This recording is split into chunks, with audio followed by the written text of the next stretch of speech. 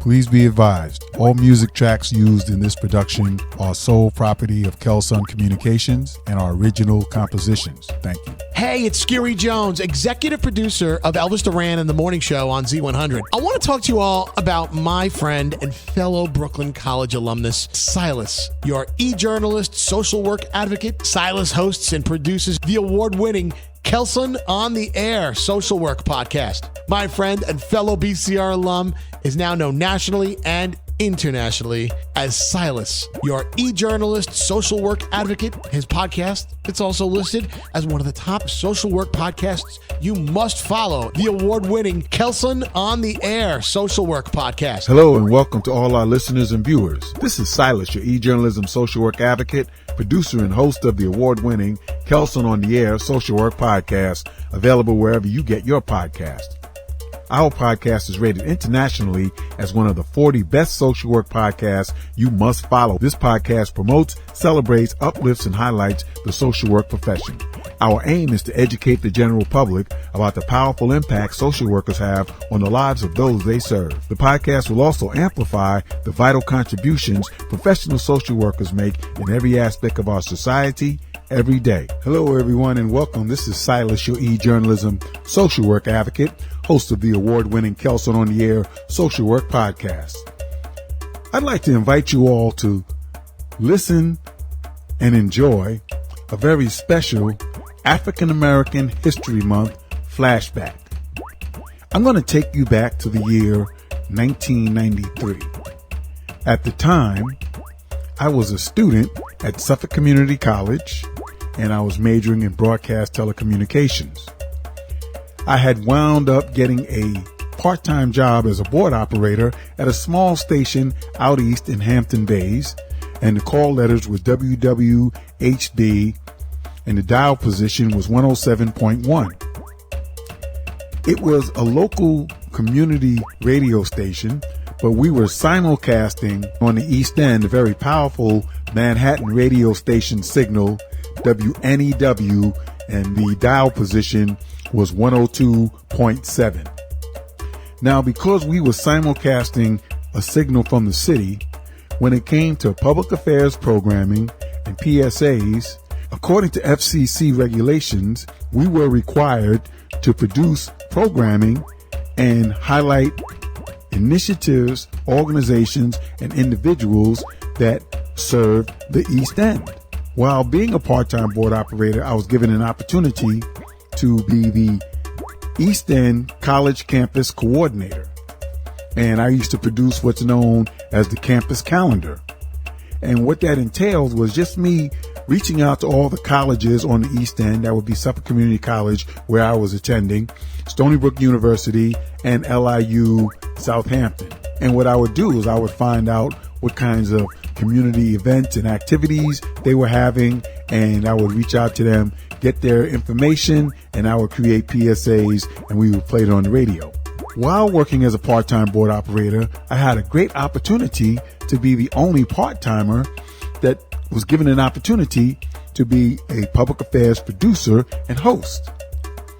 And so, because I was already doing research on activities and events and getting that information from the colleges, what came across my desk one day was an announcement that said there was a gentleman, Dr. Arthur A. Fletcher. He was going to be speaking at Stony Brook University as part of their Distinguished Lecturer Series in honor of Black History Month. So this was February of 1993. And when I saw that, the thought came to my mind, wow, wouldn't it be amazing if I could land an interview with Dr. Fletcher?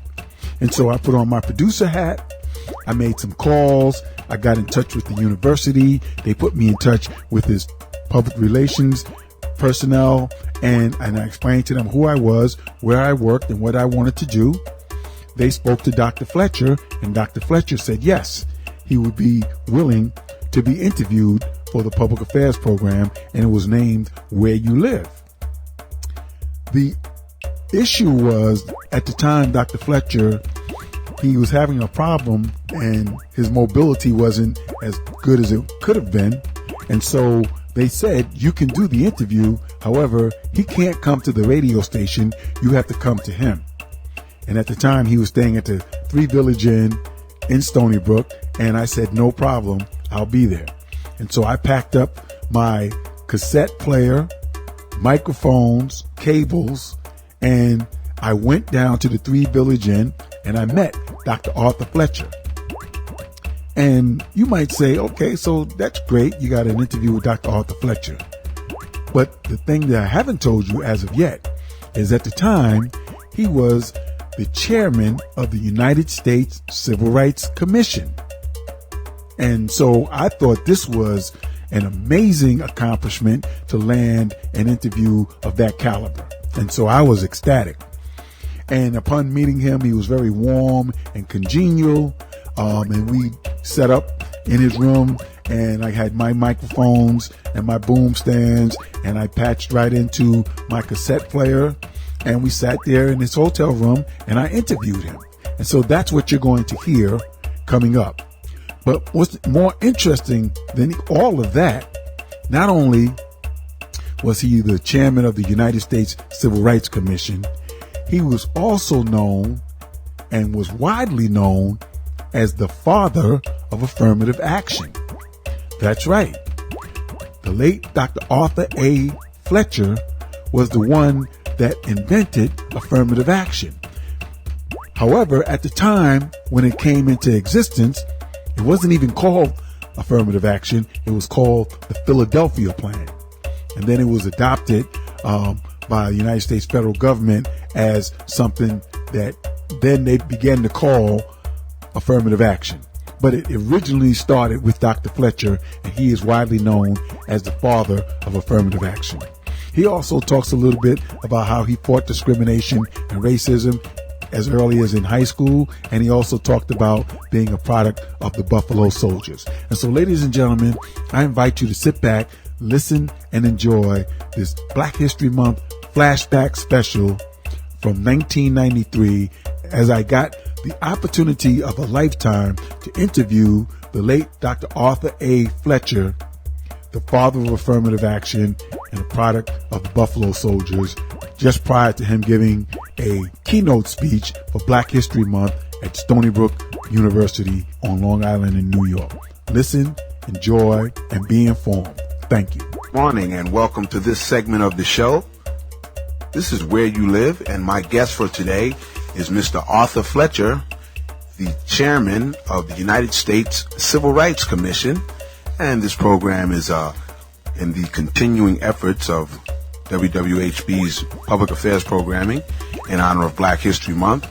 And we'd like to thank you, Mr. Fletcher, for taking time out of your busy schedule to sit and chat with us on this Where You Live. So welcome and thank you kindly. Well, it's always a pleasure to have a chance to chat with young men like yourself who are bringing to life again the great struggle that's been going on in terms of eventually, slowly but surely, at the snail's pace, beginning to realize full equality in this nation's society and its civilization. So it's a pleasure to be here. Okay, all right. Thank you kindly, and we'll be getting into depth on those issues that you mentioned a little later on in the interview. But for right now, Mr. Fletcher, could you tell us about your background and education? Oh, background-wise, I'm the product of the famous Buffalo Soldiers, whose history is now beginning to surface. My daddy was in the 9th and 10th Cavalry, and I was born in Phoenix, Arizona, and I often tell people I was raised on the run. Because my father was moved around like military people are from base to base, education-wise, I'd gone to school in about 7 different states and 9 or 10 different elementary schools before I got to the 8th grade. And when I got there, I was so far behind in everything that my parents finally had to settle down and leave me at Junction City, Kansas, where Fort Riley is located, so that I could get caught up. I was in the 8th grade at the time, so I could get caught up and graduate with on time, not necessarily with my class, because I had several different classes. I went to school in Oklahoma, went to school in California, Arizona, Kansas, and all those different places. But they settled me down at least in 1938, and I finished junior high school and high school in Junction City, Kansas, which is 4 miles from Fort Riley, Kansas. And that's where the 9th and 10th Cavalry was located at the time World War II got underway. I finished high school in May the 23rd, 1943. And I might add that my first protest on the civil rights issue had to do with the yearbook at Junction City Junior Senior High School. There had been a pattern up until 1943 of putting all black high school graduates. Incidentally, it was an integrated high school. But they had a pattern of putting all black graduates in the back of the yearbook. Although we were pictured with our class, group pictured with our class throughout the yearbook during our sophomore and junior years. But in our senior years, they pulled all the black out, regardless of alphabetical order, and put us in the back of the back. Wow. So I decided that I would not put my picture in the back, and started a movement of black graduates in that particular class. It wasn't that many of us. It was 13 out of a class of close to 250. But we were conspicuous by absence. There was not a black picture in the graduating class that year. And that was my first effort to organize a protest. And we succeeded. And the very next year, the next graduating class, they stopped that business. And when war was over, I'll never forget it, I went back to Junction City in 1945, and the principal saw me walking down the street. I graduated in 43. I was back in 45. And he saw me walking down the street, and he pulled his car over and honked the horn and waved at me and jumped out and came and got me and says, have you got a moment? And I said, yes, Mr. Carnes. He says, well, get in the car. I want to take you by the school. I want to show you something. So when we get down to the school, he was just tickled. He was walking them clouds, walked in, and he handed me the 1944 yearbook. And lo and behold, they had pictures in the yearbook in the order that they should have been. And he was just beaming and saying, and he said that I'm going to credit you and Jim Warren. I was the first black in the state of Kansas to make an all-state high school football team. And we had even back then, we had a 1-2 punch. The fullback was black. His name was Jim Warren, and I was a tailback out of a single wing. And then I used to play in also on both offense and defense. So he said, you and Jim are responsible for us changing this policy. And I've been at it ever since, and I'm 68 now. Okay, well, you got a good indoctrination and a good start. And we'd like to also know, when did you begin your term with the Civil Rights Commission? I became the chairman of the commission in February 1990. I was appointed by President Bush at the time to a full term. Mine is a 6-year term. And I will be there until November the 29th, I believe it is, 1995. Okay. Could you tell our listeners what the commission actually does? Yeah, well, the commission is the result of a tremendous protest that black Americans in particular had made. I should pause and say that for most of this country's history, up until, in fact, the Civil Rights Act of 1957, which created the commission I now chair, although other ethnic and racial groups were being denied equality, they wouldn't complain about it for all intents and purposes. They said very little. The only group in the country that were vocal about discrimination were black Americans, which led to an assumption that the only group in the country that were denied their equal rights were black Americans. So when the commission was eventually brought into being by acts of Congress, its real thrust was to look at the denial of full citizenship for black Americans. Although Hispanics and Asians and Indians and Native Americans were included in the legislation, the perception was that the only ones who really couldn't fit into the society were black Americans.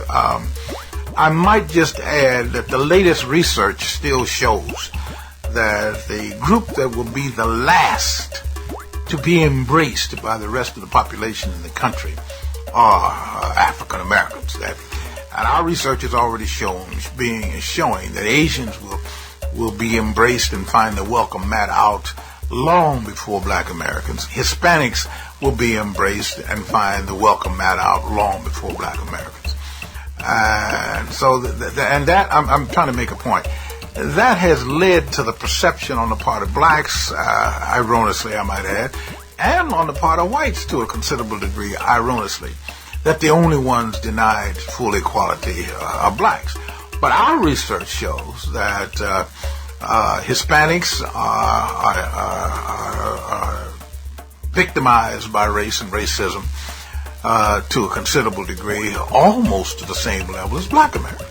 Asians, we call them the so-called silent victims. They're only now beginning to speak up. But when we do studies on discrimination across the country, and particularly discrimination in the West, some of the research reveals that the brutality against Asians was just amazing.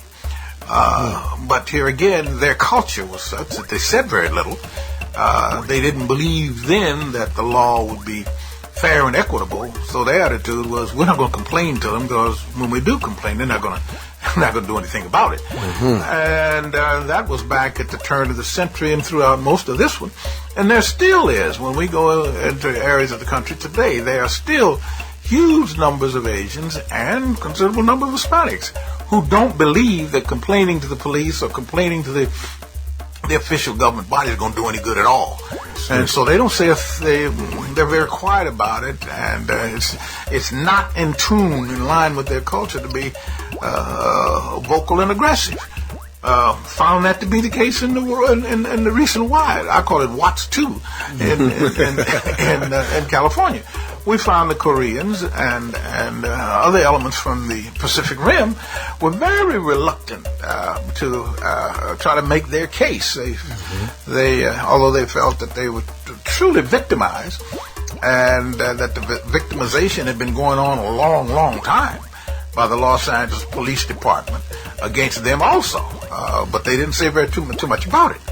And so I guess I say all that to say that the role of the Civil Rights Commission is to do scientific research and investigations to find out, based on the statutes. We're controlled by the statutes. The statutes tell us what we can and can't do. And our job then is to go into communities to find out if those statutes are being enforced, if they're being carried out. That's our job. Okay. Thank you for enlightening our listeners on the work of the Civil Rights Commission, which is very important and also much needed. Let me say again now, because people get the two mixed up. The Civil Rights Commission and the EEOC, the Equal Opportunity Commission, are two different commissions. Okay. All right? All right. The Equal Employment Opportunity Commission has enforcement powers. Okay. The Civil Rights Commission is an investigating arm only. Mm-hmm. We have no enforcement powers. I see. But what we do have the ability to do is use subpoenas to get the record, to see how well an agency is implementing its civil rights obligation. I see. To make sure your audience is pretty clear on this, let's take equal housing opportunity. That's a responsibility of HUD, the Department of Housing and Urban Development. When the bill was passed by the Congress, signed into law by the President, the prime interest agency, the agency responsible for equal housing, is HUD. Our job, the Civil Rights Commission's job, is to investigate and research to find out if HUD is implementing the fair housing legislation. and to file reports with the president and the Congress to based on our findings. And if our findings are such that HUD is doing a good job, we report it. If our findings are such that HUD is not doing a good job, we also report that. But we make recommendations. Our research is supposed to be such that we uncover the problem, and upon doing so, make recommendations to correct it, so that the Congress knows what should be done, and so that the president knows what should be done. I see. All right? Okay.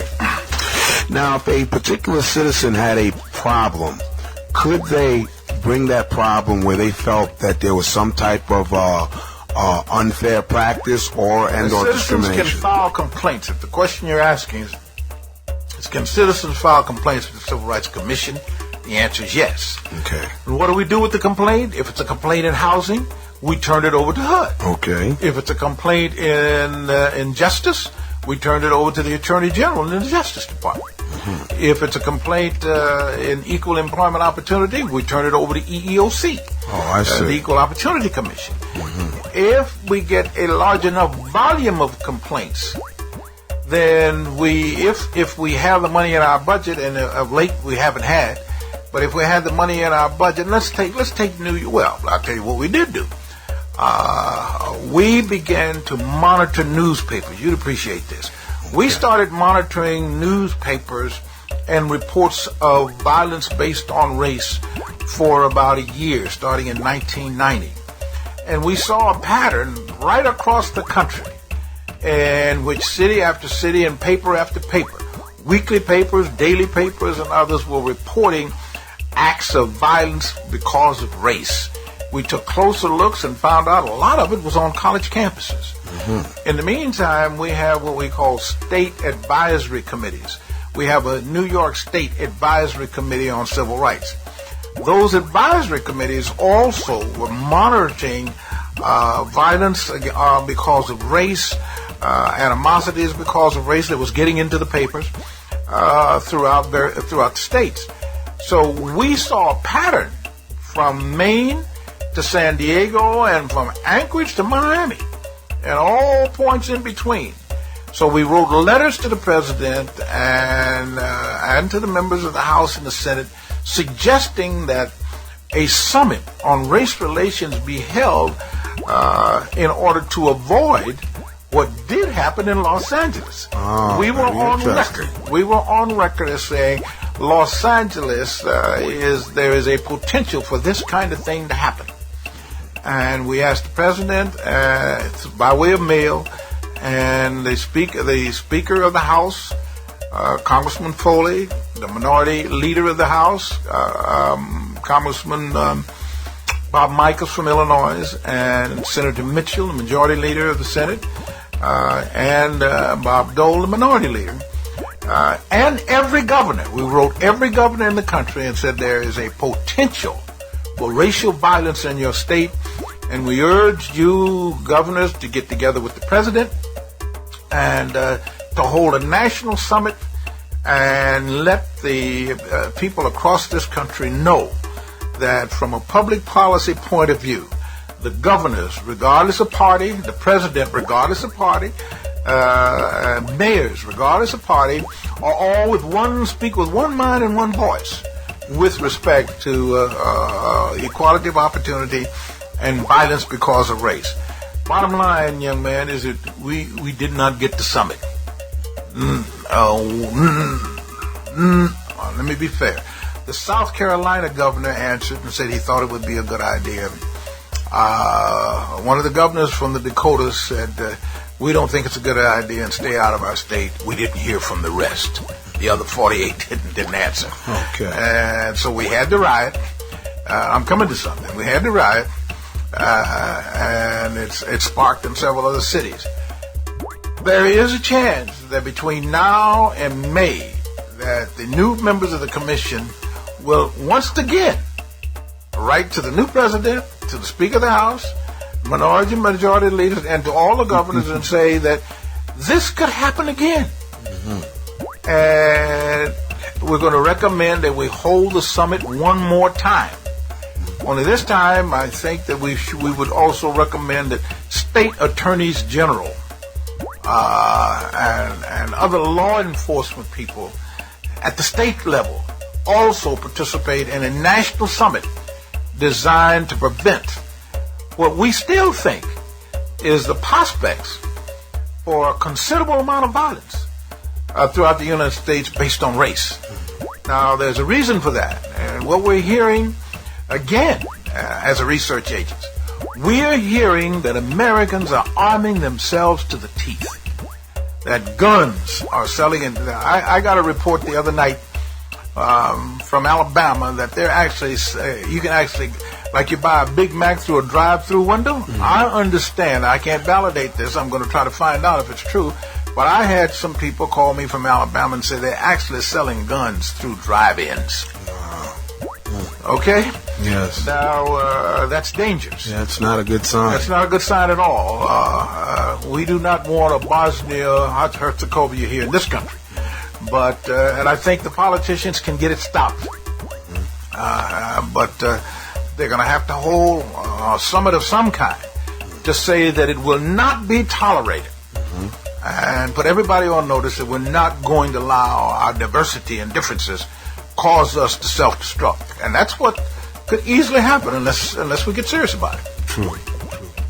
Okay, once again, for those of you that might just be tuning in, this is Where You Live, WWHB 107.1. We're talking with Mr. Arthur Fletcher, the chairman of the United States Civil Rights Commission. He's giving us some very insightful information, and we thank you all for tuning in.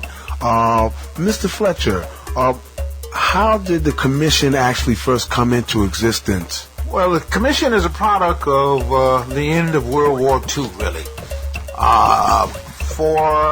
From the time of emancipation, and I'll go back again and say that there was this perception that the only real element in this country that would never be able to be fully embraced were blacks. They didn't think any other ethnic or racial group would have the problem. The assumption was once they get an education and some other things, they blend in and you'll never know that they're minority. All the education in the world won't blend the black in, particularly if he's truly a black. We have some light-skinned ones that can make it through and be anything but black.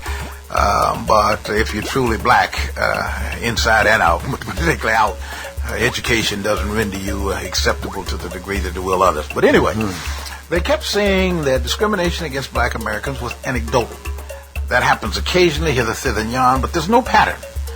And so at the end of World War II, the GI Bill of Rights, which was a bill that no one thought its outcome, one of its ultimate outcomes would be what it was. Right quick, at the end, during World War II, 12 million American men and women were inducted in, volunteered and or were inducted into the military. Close to 2.5 million black Americans went into the military. Wow. During the war, Congress passed a bill called the GI Bill of Rights. And that bill was waiting for the war to be over and for military troops to return home. The bill was colorblind. One of the few pieces of legislation that was truly colorblind. It said if you fought for this country, to defend this country, color notwithstanding, you could go to school, you could buy a house, and a number of other things. Well, that was the first time that blacks in huge numbers could go to school. So, and I'm a product of that. I went to school on the GI Bill of Rights. I came home, discharged in 1945, in October 45, and in September 46, I enrolled in college. I had a wife and 2 children, and had a couple more before I finished college. But I, again, discharged in October 45, and in college in September 46. Close to 500,000 of us went to school under the GI Bill of Rights. And up to this point, the assumption had been that if a black person could get an education, he or she would be acceptable, socially acceptable, and at all levels in the workplace, and thus they could move right on up. The education was the defining quality that you need. Well, lo and behold, it wasn't so. We got educated going and coming. in every field you could think of. But we continued to be black. And lo and behold, we found that we had we had qualified ourselves beyond what we were welcome and or allowed to do at the workplace. So what you had then was blacks with degrees of every description you could think of, professional degrees, lawyers, doctors and others, who found the door just as closed as it was if they were only high school dropouts or otherwise. So that comes to the answer to your question. We battled to prove that was the case, and Congress finally said, well, there's one way we can find out. We'll create an agency that mission is to do nothing but research in the area of race. And the commission was created in 1957 with one mandate, and that was to investigate the extent to which black Americans were being denied the right to vote. It also included Hispanics again and others. But once again, there was a reluctance on the part of the Hispanic and Asian communities to allow themselves to be included. It's only now, I might just add, that Asians and to an increasing degree Hispanics, after watching the progress that blacks had made because of a high level of political activity, have decided they better get organized and get to playing hardball politics along with the rest of us, along with black Americans. But that was the reason for creating the Civil Rights Commission, was to see if all these allegations would bear up under a tight investigation structure, a scientific investigation structure. Well, of course, it proved out. It didn't take very long to say, no, that's a pattern right across the country. They've been denied the right to vote. They've been denied to buy a house, denied this, denied that, and it's a pattern. You can investigate it, and there it is. It jumps out at you. So that's how the commission came into being. Okay. Now, the reason for that is that's what leads to the legislation. Once you can prove the pattern, then you take the scientific finding, the investigation finding, and show that here's the pattern, and the way to if it can be corrected by legislation, then there's a recommendation for legislation. Okay. This is important because there are a lot of conservatives out there, black and white. White folks have a tendency to think they're the only conservatives. We got black conservatives who will argue with us about the need for legislation too. And what we say to them is that the legislation on the books isn't because of somebody's opinion. We've spent hundreds of thousands, and in some instances, millions of dollars to investigate, to prove that the pattern is there, and to prove that it's a product of race. Okay. So I want to emphasize this again, because many of my white friends think that black Americans are dying to get a law in the book. Not so. There's a significant number of black Americans who say, no, I don't want the law in the book. I don't believe you can prove that there's a pattern there. So we have to prove our case. My point is, young man, we have to prove our case to everybody. Right. And if there's you have some white folk in your audience who think that we don't have to prove the case to black people too, we have to prove the case to black people too. And in fact, so we've found in some of our research that black people don't even know when they've been discriminated against. Okay. Yeah, so we got a lot of proving. And when you lay the pattern out there and they see it, they say, oh, I didn't know. Well, I'll be doggone. I didn't know I was being discriminated against. And so a lot of folks like to think that it's an easy road to hoe. There's nothing easy about it. We're watched under the watchful eye of activists who think we're not doing enough. Conservatives think we're doing too much, and moderates who could care less and don't want us to do nothing. So we have to make our case. When I say make our case, they come down to Congress to challenge us, and they come in with opinions and counter opinions as to our finding. And if they find a flaw in our research design, then they challenge our findings. Let me say that again now. If that research design doesn't meet sound scientific research patterns, then all of our findings are questioned. and in fact thrown out. So it's not some loose thing that people would like to think that we're just out there making mischief and we don't live up to any particular level of standards. Quite the contrary. Our findings are challenged. Our research design is questioned. Our findings are challenged, and we have to be able to go before the Congress, the courts, or anyone else, and hold our own, based on what we not allege the facts to be, but what we found them to be. Okay, as a result of our research. Okay, so your research then has to be factually tight in order for you to even have a case to be considered, in other words. That's right. Okay. You see, we asked, again, I don't want your audience to miss it. When we file a report with the Congress, we make recommendations for legislation. Okay? We make recommendations to change a regulation. Now, that's change it. What does that mean? That means you change the machinery, and sometimes to change that machinery and redirect the thrust costs thousands, if not millions of dollars. Okay? And so when we go before the Congress, one of the first questions is asked is, what's it going to cost to do this? And is it worth it? Is the remedy worth it? What will the fallout be? If in fact we correct this, how will this improve the quality of life for minorities? And how will it enhance America's democracy and freedom? We have to make that case. Oh, I see. Okay. Okay?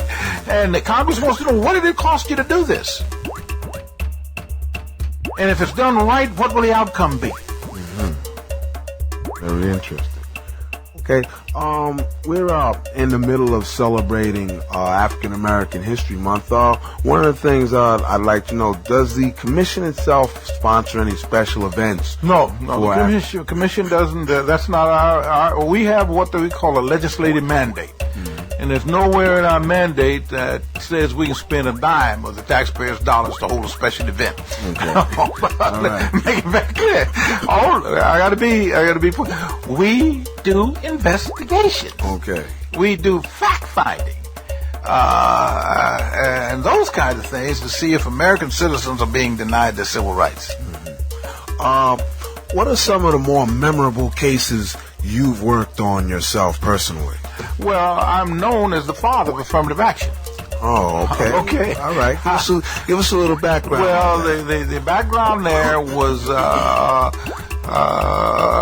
I say the father of affirmative action, I should add one caveat and say I'm known as the father of the enforcement movement in terms of affirmative action.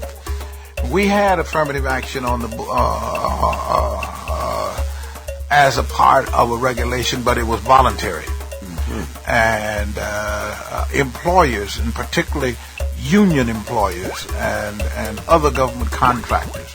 And you should know that at that time, close to 60% of the nation's corporations did business with the federal government, contracted with the federal, state, and in particular the federal government.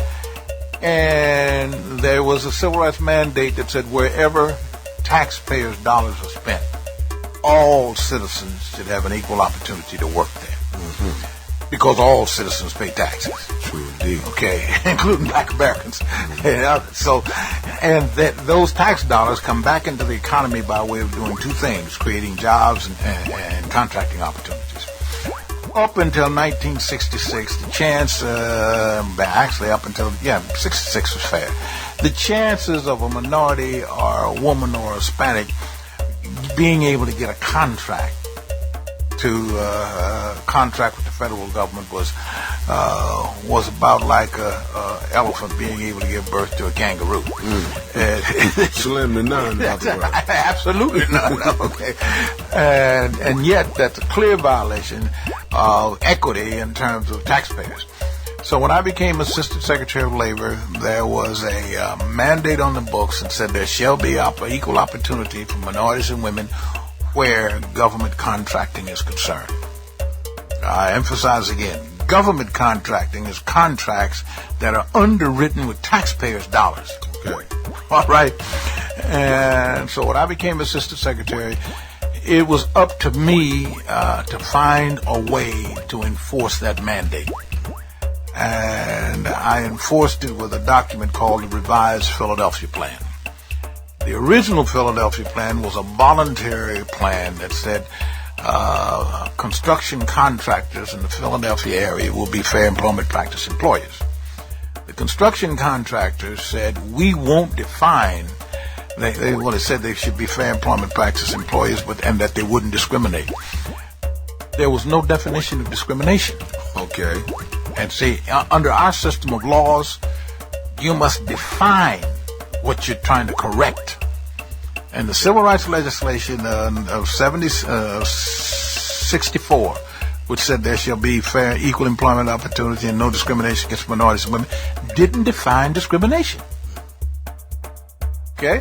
So when I came along in 1969, I decided that in my mind of minds that a definition of discrimination would be the absence, not the inclusion, okay, but the absence of minorities and women at a given workplace on a given contract when their presence was significant in the labor market. Okay. Now what are we saying? I'm saying that there's a legal standard called the reasonable man's doctrine. It would be reasonable to assume, barring any other information, it would be reasonable to assume that if 30% of the people in a given labor market are black, then barring any extraneous barrier, 30% should be working. Okay. Now, you start with that. That's called the prima facie case. You start with the prima facie case of discrimination, their absence. Now comes the reason for their absence. And there could be any number of legitimate, non-discriminatory reasons for their not being there. All right? Mm-hmm. But the burden then shifts to the employer to say that they're not here, but it's not because I'm discriminating. Well, when we first issued the Revised Philadelphia Plan in 1969, there was a pattern and practice of discrimination against minorities and women that was cultural. Since then, there's been considerable improvement. It's much harder to prove an individual case of discrimination today than it was 30 years ago. 30 years ago, we had a discriminatory culture. And it was just automatic. Women don't do that kind of work. For what given? Well, because we just don't let women do that kind of work. Blacks don't do that kind of work. Why not? Well, we just don't allow them to do that. With the enforcement of the civil rights legislation and affirmative action in 1969, it turned out that it was against the law to deny them the opportunity to do that simply because it was a cultural trait. So what we've been doing now, for your information, the last 30 years, we've been going through a revolutionary change in our culture. You can't deny women the right to an opportunity to become an engineer just because women haven't been engineers in the past. Or you can't deny a black an opportunity to become a stockbroker on New York on Wall Street simply because blacks didn't do that the first 3 quarters of this century. Now that they've been going to school, learning how to do it, and the supply is there, a company on Wall Street has to prove they're not discriminating when they end up with a lily white stock brokerage firm. Mm-hmm. Okay, so that's basically all it was about. And what we've been doing with affirmative action is encouraging persons like yourself, for an example, to go back to school and decide you want to work in the communication industry. It stands to reason now that with you and others like you going to communication school and qualifying yourselves to get into this industry, then it stands to reason that if you meet the standards, get your degree and various other things, and meet whatever standards that are operable, then the burden is on the radio station to explain why, with campuses loaded with blacks and women, taking communication, and then you go to a station that is lily white, all males, then you say, wait a minute, what's going on here? So the burden then is on them, to prove that they're not discriminating. We didn't say your absence there by itself means that they're discriminating, but they have to explain why you're not there. And that's called a good faith effort. If you ever heard that term, good faith effort, well, the good faith effort. How do you make a good faith effort? You get in touch, you're an employer, you get in touch with communication schools and universities across the country. And say, in the past, blacks and Hispanics haven't done this, but today we hire everybody that's qualified. Would you supply us with a list of the names of your students who are in communication schools, etc., and we'll be graduating? We want to interview them right along with everybody else. 40 years ago, we didn't do that. 30 years ago, we didn't do that. 20 years ago, we didn't. But today, we do. And as a result of doing that, and we happen to know that blacks and Hispanics and women are going to schools of communication. So the reasonable man's doctrine, I'll come back to it again. The reasonable man doctrine says that if you are going to, if there are tens of thousands of minorities and women going to communications school and qualifying themselves, the reasonable man's doctrine says they ought to be employed somewhere. Right. Sure. And since you're in the communication business with a radio station license, with a television station license, and with all them kids going to school to prepare to work at your station, the reasonable man doctrine suggested somewhere down the road you ought to be hiring some of them, they ought to be on your payroll, or you should be explaining to us why you're not. Okay. And since you have a federal, what you have is a piece of federal property, that license to be on the air is a federal statistic. And the federal government statute says there shall be equal employment opportunity where federal statutes and federal resources are concerned. That's what it's about. Okay. All right. That's it. All right. Thank you for clarifying that for our listeners. Excuse me. Now, if it had been equality all along in the past, if we hadn't had this horribly flawed history of discrimination, then there'd be no need for affirmative action. There'd be no need for civil rights. But our history is such that we're trying to get over that flaw. When the founding fathers put the country together, there was a major flaw. And that is, they put together a document that they didn't intend to live up to. Let me say that again. They put together a Constitution and a Bill of Rights that was private unto them only. They said everybody, but they didn't mean everybody. They meant themselves. They didn't even mean all white people. You know, our research shows that when Italians started coming over here in large numbers, they weren't welcome either. When Catholics started, I'm talking about back when the country first became, when the Catholics started coming over as a result of the potato famine, they were white. They weren't welcome. All right. So my point, the founding fathers didn't mean it.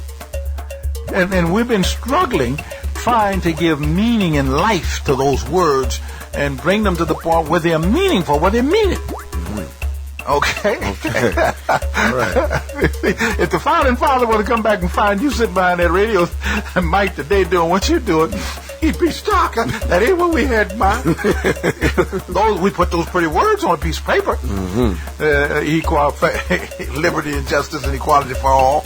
But you were not included as a part of the all. Right. Okay. In fact, in the beginning, the all were only people who owned property. And that didn't matter what color you were. Okay.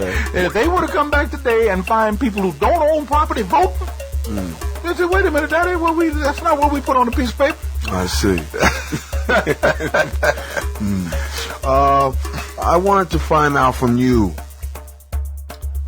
what is the significance of referring to African Americans as having been formerly enslaved as opposed to former slaves?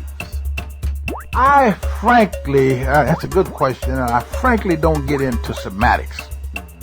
I focus on what the Constitution says today and the legislation we have today. And I'm a contemporary activist. I'm interested in improving an environment where you can enhance your quality of life. I don't get caught up in semantics. I find that the right wing likes nothing better than to have us off debating in the corner whether we're Afro-Americans, African-Americans, black, and spending all that time and wasting all that energy. And when you get through proving which one you approve, What has that done to enhance the quality of life you're living? As far as I'm concerned, nothing. Now, I don't want to overstate the case. Yeah, there's some validity to it.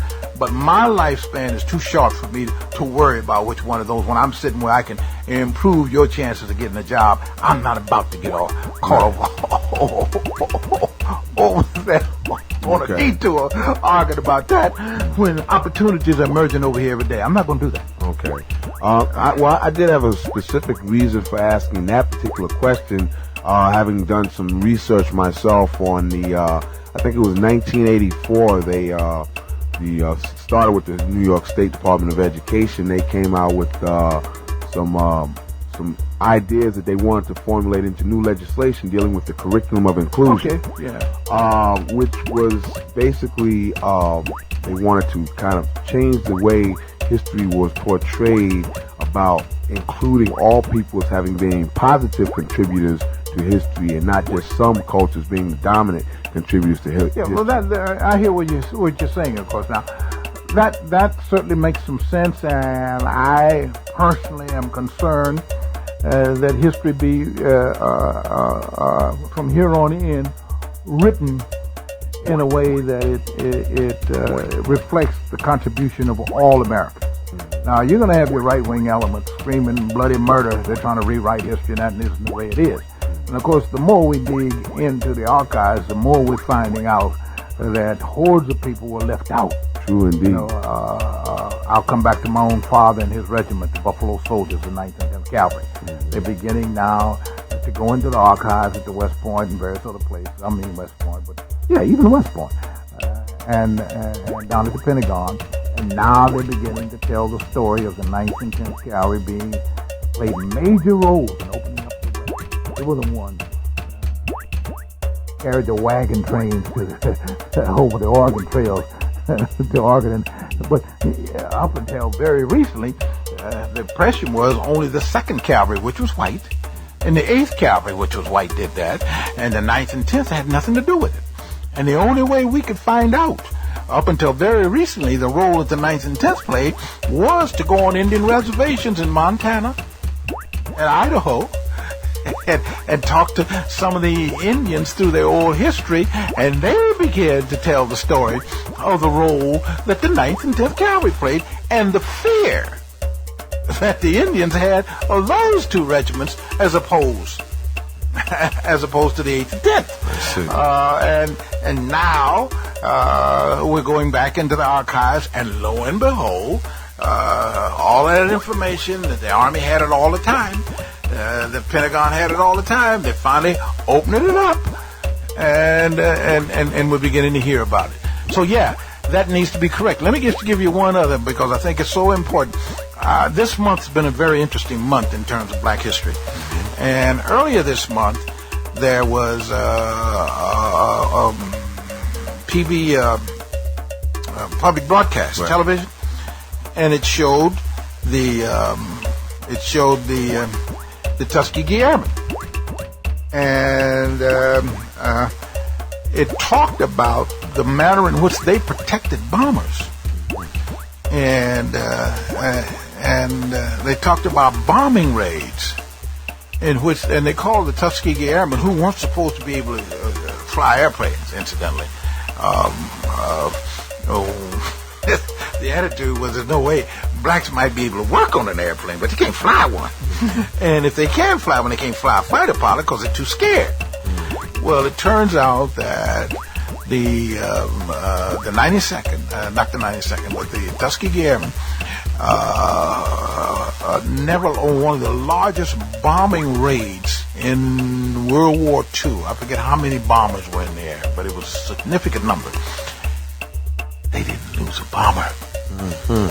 Very interesting. And what was interesting is there was this one bombing raid that was shown.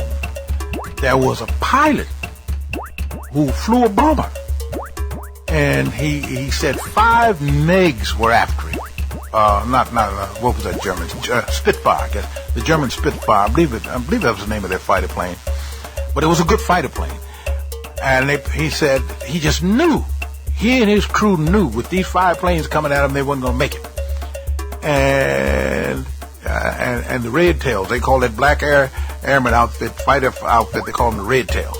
Whenever they knock a plane out, they wiggle their tail. And they call them the Red Tail. Whenever they saw a tail wiggling, they'd knock the German plane out. This guy called. He called the station to say that he was on that bombing raid. And he knew, this was a white pilot flying the bomber, said he knew his days were over. And they knocked out all 5 of those mags. So he said, if there's anybody in the Red Tails listening tonight, I was on the bombing raid, and I want to thank you. You saved our lives. Wow, that's a great piece of what's very black interesting history right there. Is lo and behold, until this month, nobody knew how I knew they were. I knew it was what's the term I'm trying to? I knew they were an effective fighter squad. I had no idea they were that good. And lo and behold, this was just a week or so ago. I think it was the first week of Black History. We'd like to thank you for taking time out of your busy schedule. And before we go, we'd like to just give us a little information about the University of Denver's International Institute for Corporate Social Policy, which I know you're heavily involved in. Well, I've been asked to come and create it, really. We have a business school there at the University of Denver, very outstanding business school.